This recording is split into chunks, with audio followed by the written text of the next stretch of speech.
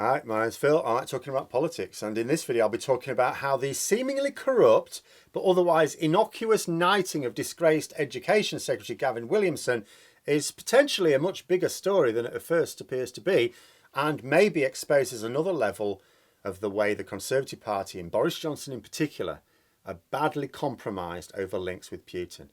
I've said it before, and hardly been the first to do so, this government and this Prime Minister are a serious threat to national security.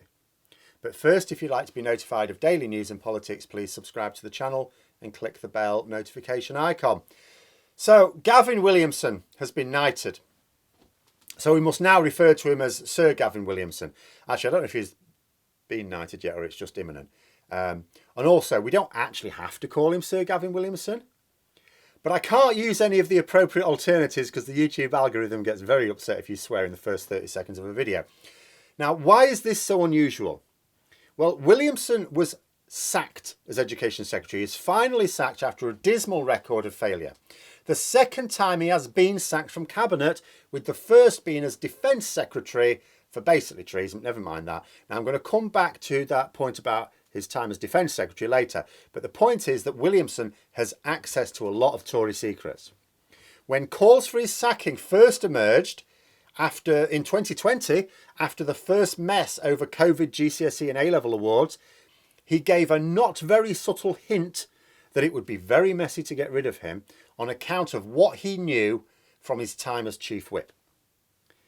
But another year later, and it was impossible to keep this serial failure in Cabinet even for Johnson. His reward for keeping his mouth shut appears to be the knighthood. And that might indeed be all there is to it in most people's minds, preventing a Prime Minister whose position is somewhat vulnerable right now from being embarrassed further with damaging leaks from a man whose knowledge could be weaponised to good effect. But that is not necessarily the full story, not even half of it. Carol Cadwallader, who is the fearsome British journalist who blew open the Cambridge Analytica scandal and has bravely stood up against Russian interference in our political system for years and been aggressively targeted because of it, joined up a few dots. She pointed out that the timing of this knighthood is odd. Can come back to that as well. Now, honours can, of course, be given at any time. But the timing of this one, as a focus on Russian interference in the Conservative government comes under scrutiny, potentially is odd when you consider a few things. She pointed out that when the FBI started their investigation into Russian links with Trump, they started their investigation in London. Now, I've discussed several times before, thanks largely to the work by people like Cadwallader, that we frequently see the same people involved in the 2016 Brexit referendum campaigns, the 2016 Trump presidential wins, and also can be directly linked with either Putin or someone in his close inner circle. We also know that Russian bots pushed hard to persuade people to vote for both Brexit and Trump. Now, as the FBI were focusing their investigation on London, Sir Gavin Williamson, or Dickhead, as the algorithm will now allow me to call him, was made Defence Secretary, same time. This was against the backdrop of the then Foreign Secretary Boris Johnson being asked an awful lot of questions about his links to persons of interest in that FBI investigation. Without going over all the details, which you can see for yourself in a very worthwhile Twitter thread, which includes various articles from Cadwallader herself, which I will post below, it was claimed that Williamson, in his new role, it was a new role as Defence Secretary then, the role wasn't new, it was for him, passed on information connecting some prominent Brexiteers with Russian agency. Now, this is not implicating Williamson himself in any wrongdoing regarding Russian interference, by the way. What it's saying is that Williamson knows an awful lot about it, and Johnson, who is almost certainly the most compromised when it comes to this matter, needs to keep his former Education Secretary sweet. Williamson has been described by several people as someone who knows where the bodies are buried. Cabinet ministers who've been asked why Williamson should get a knighthood have pointed out that it is quite usual for former cabinet ministers to receive honours. It is common, I agree. It is very common. But it's not exclusively the case. It's generally not the case if you're sacked. But also we could point out Matt Hancock was sacked from the cabinet, and he had a longer period of time in cabinet. I think I'm right in saying that. I've not double checked. And yet there's no sign of his knighthood on the horizon. Maybe you have to be sacked twice, eh? Now, is the timing of Williamson's knighthood particularly suspicious? It may be.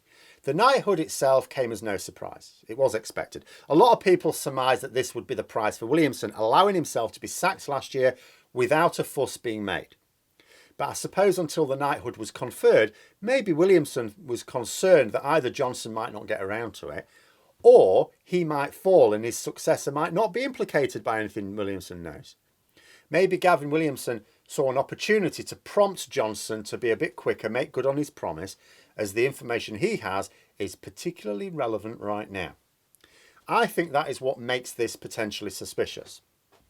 Now, whether or not this knighthood is a move to hide links between Putin and Johnson will have to remain speculation for now.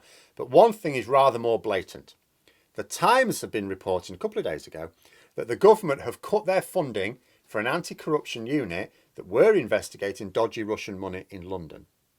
The Times also reported that Conservative MPs have said that enforcement agencies were now massively outgunned by oligarchs with expensive lawyers. I think that's probably the point, don't you? I was just saying last week that Boris Johnson is a national security risk as a direct result of him being compromised through his relationships with those close to Putin. That Conservative MPs allowed Brexit to diminish our economy and international standing is pretty terrible. But, you know, some were naive enough to think it wouldn't do that. Some were naive enough to think that somehow Brexit would be good for the country. But there can be no excuses for supporting a Prime Minister who is acting as he is regarding Russian sanctions now. You know, the mask has slipped. Cabinet ministers keep repeating the line that we are leading the world in anti-Putin sanctions. We are not. We are demonstrably not. We have already been lapped several times by other Western powers. We're doing better than China. Maybe. Actually, I'm not even sure about that.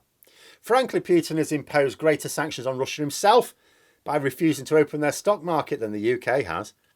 But consider Conservative MPs right now. They don't have to fall for the lies, even though they don't call them out. They must see them as lies. They can see that Johnson is not applying sanctions when other countries are. Many of them have vocalised it in Parliament. They can see other countries seizing property of the oligarchs with close links to Putin. We're not. Yes, the government is blaming legal difficulties, but Conservative MPs can see that other countries don't seem to have these legal difficulties. What's that about then?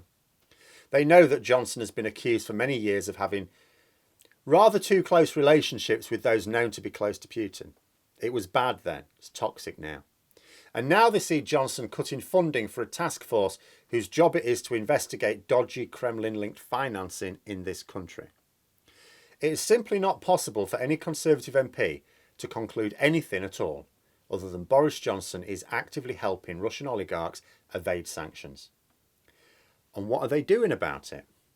Now, some had already given up on Johnson over Partygate and submitted their letters of no confidence. As far as I'm concerned, any Tory MP who has publicly said that they have submitted that letter is outside of my criticism on this matter for now. But what about the rest, the vast majority of them? Boris Johnson has been a disaster for this country from start to finish, but he is now a serious danger. We need closer unity with our Western allies, and Johnson is not capable of achieving this. Even if he wanted to, and there's no evidence that he does, he's not trusted. Other world leaders do not trust Boris Johnson in exactly the same way that his own MPs should not trust him, and for exactly the same reasons. But those are my thoughts. Let me know yours in the comments below. Hope you found the video interesting. If you did, don't forget to click the like button. And if you'd like to support the channel further, please also click the Patreon link for details. And until next time, I'll see you later.